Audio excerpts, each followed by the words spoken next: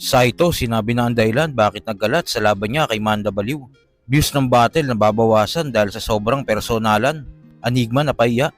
Alamin natin ang mga yan, so tara.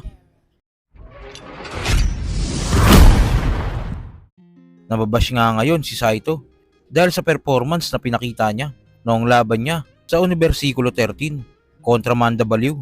Maraming mga fans at mga MCs ang nanghinayang dahil main event pa ang nasabing laban. Sa live nga ni Saito, dito sinabi niya naghanda naman daw siya kay Manda Baliw. Pero nanibago daw siya dahil matagal siyang walang battle. Nakalimutan daw niya yung lines niya sa round 1 kaya nag-rumble na. Nagsulat ako sa laban namin ni Mandap. Ito pangyayari talaga, idol. Dumarating talaga yung pag na-overwhelm ka, ang tagal kong hindi umakit ng stage Tapos ang daming tao. Nasa isip ko kagad yung kasiyahan Tapos nakalimutan ko yung isang linya ko. Tapos nangyari, nagamit ko yung pan-third tsaka second guro sa first round kasi yun ang sumiksik sa akin Ayun, pagkagamit ko, semplang na. Puro freestyle talaga yun. Pero kung ordinaryong hindi marunong mag-freestyle, wala, kakainin ka, mahirap.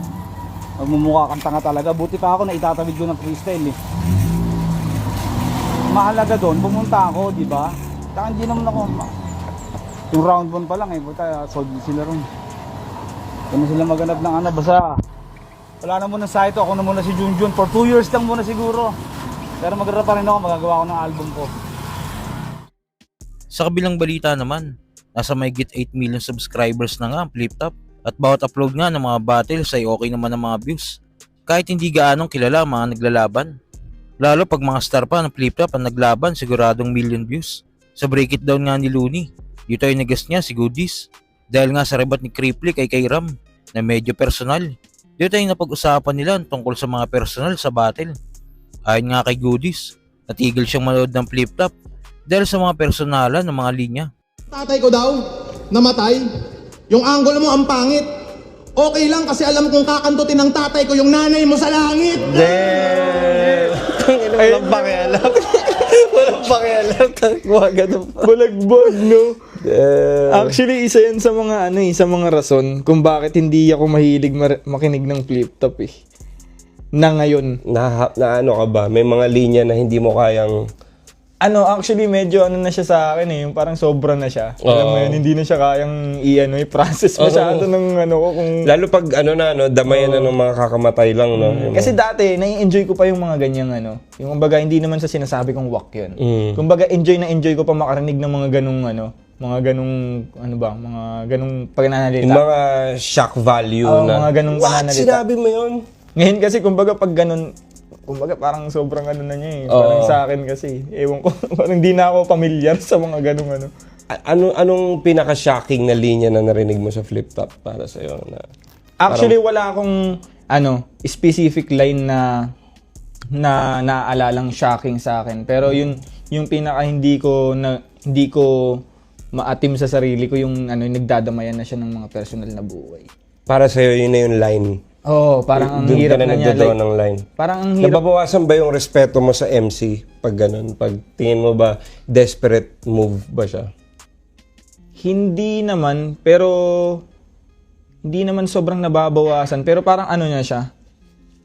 Parang kasi, alam mo yun, siya sa akin parang kunyari kung ako yung nasa paanong sinasabihan. Parang ang hirap niyang i-focus Pero siguro ako, sarili kong pananaw, medyo mas pwede mo pang ilabas yung yung creativity or yung talent mo sa sa mas maayos na ng mga bars or words kaysa personalin mo tapos puro kababuyan.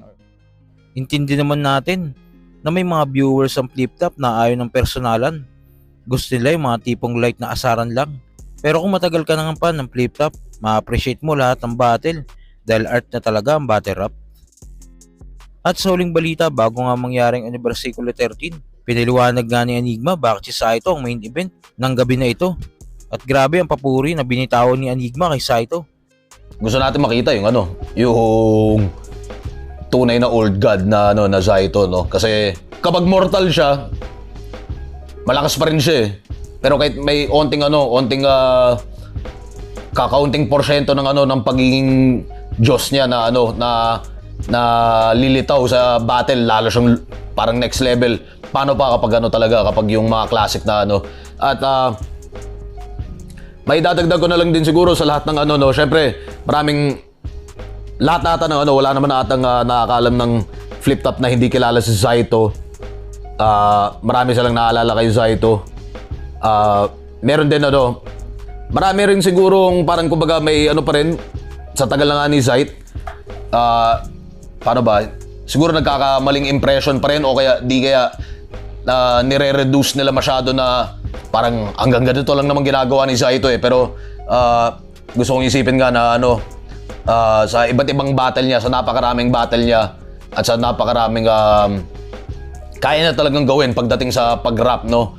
Parang kapag tinignan nyo yung mga best na ano niya, na output niya sa patawa, sa seryoso, sa tugmaan, sa punchlinean, sa freestyle. Man, parang isa pa rin to sa pinaka ano, no? Pinaka mahirap talunin. Kumbaga, syempre sasabihin ng iba, madali lang talunin si Zait, no? Pero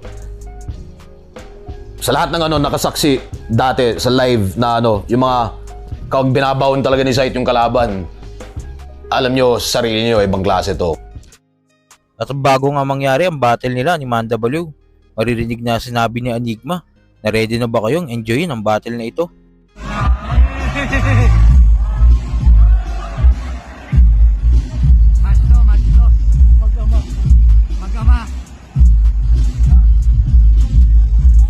Bata baliw nga pala at the Police City represent para sa inyo. Dalawang may tsura! Zay naman, buong Cavite represent para sa inyo. Ano flip up, enjoy natin sa liga natin. Enjoy natin sa ulang laban.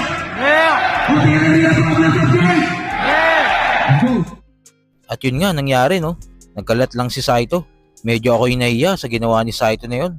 Pero ganun pa man, alam kong bawing-bawi yung mga undercard at isa buhay matchups. Kaya all in all, solid pa din ang event na ito. So kayo ba mga kuys, ano masasabi nyo kay Saito? Dapat pa bang bigyan siya ng battle o dapat hindi na? Kung ano man sa loobin mo, comment pa lang sa baba. Kanina, narinig ko, tinawag mo akong negrito. Bakit yung kasama mo mukusunog na kaldero? Lakas ng loob na ako'y banggain, ang kapal ng mukha, ang sarap sa pakin. Parang kailan lang, Abra. Ang bilis ng panahon. Dalaga ka na. Balita sa kuweba, sikat na si Abra. Kalat na ang picture sa mga punerarya.